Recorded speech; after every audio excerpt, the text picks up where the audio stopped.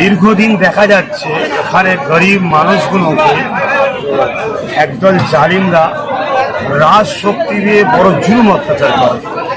১,৫০০ বছর আগে ইসলামিক ইতিহাস দেখলে দেখা যায় সেই সময় তৎকালীন সময় একদল রাজনৈতিক নেতা রাজশক্তি দিয়ে তৎকালীন সমাধিভাবে গরিবদের জুলুম করত।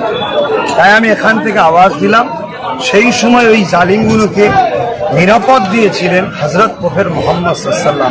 যে প্রক্রিয়ায়, সেই প্রক্রিয়াতে আজকে আমাদের ঐক্যবদ্ধ হতে হবে। প্রত্যেকটা গরিব মানুষকে, কে মুসলমান, কে হিন্দু, কে দলিত, কে সাঁওতালকে বাদ দিয়ে দেখতে হবে না।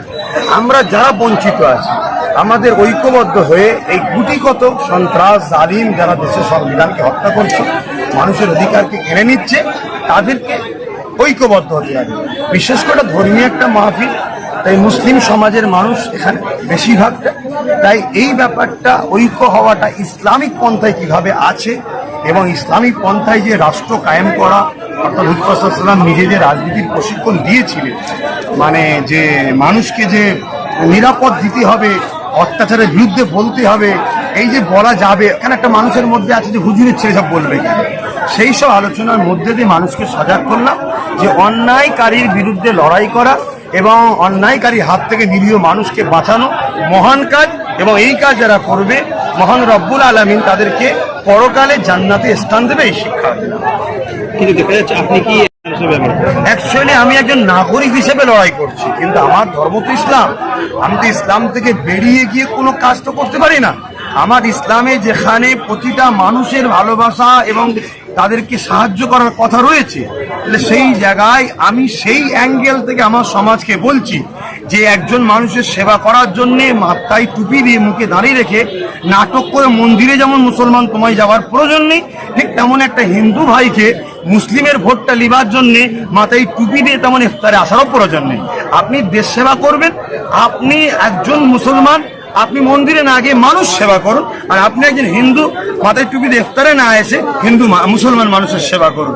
অতএব আমার ইসলামে যে রাজনীতি নাই, এই যে একটা মিথ্যা প্রচার চলছে, এই ব্যাপারটা বিশেষ করে ধর্মীয় মাহফিল থেকে মানুষকে সজাগ করলাম যে শান্তি, সভ্যতা, মানবতা, ইনসাফ, ইনসানিয়াত এবং মাতৃভূমির প্রেম ইসলামে একটা মহান দায়িত্বের কাজ, সেই শিক্ষাটা দিলাম। একটা জিনিস, আপনি যেভাবে বিজেপিকে এবং তৃণমূল কংগ্রেসকে আক্রমণ করলেন, সেক্ষেত্রে কি ভবিষ্যতে আপনি বিজেপি তৃণমূল যদি আপনার সঙ্গে আঘাত করে, আপনি তাদের সঙ্গে কি সংগঠন করবেন?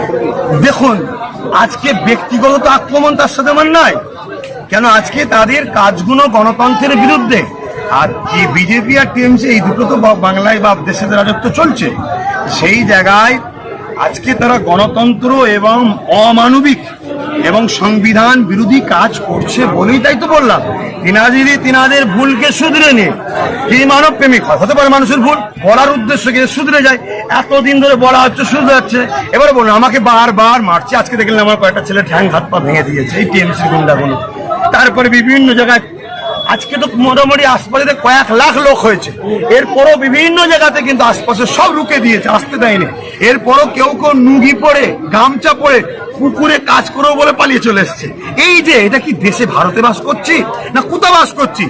এটা কি ভারতের স্বাধীনতা নেই? কে কার মিটিং এ যাবে, কে কে ভালোবাসবে? তাহলে কালকে আমার ছেলেরা যদি রাস্তায় বাঁচলে দাঁড়িয়ে থাকে, টিএমসির মিটিং এ যে দুবনি, বিজেপির মিটিং এ যে দুবনি, কংগ্রেসের মিটিং, এটা কি গণতন্ত্র বিরোধী হবে না? তখন তো পুলিশ দেখবে না, খেপে লাল হয়ে যাবে। তো এইগুলোর ব্যাপারে প্রশাসন আজকে নীরব কেন? তাহলে নিশ্চয়ই প্রশাসনকে ভাই প্রেসার দেওয়া হচ্ছে, তারা নিরুপায়।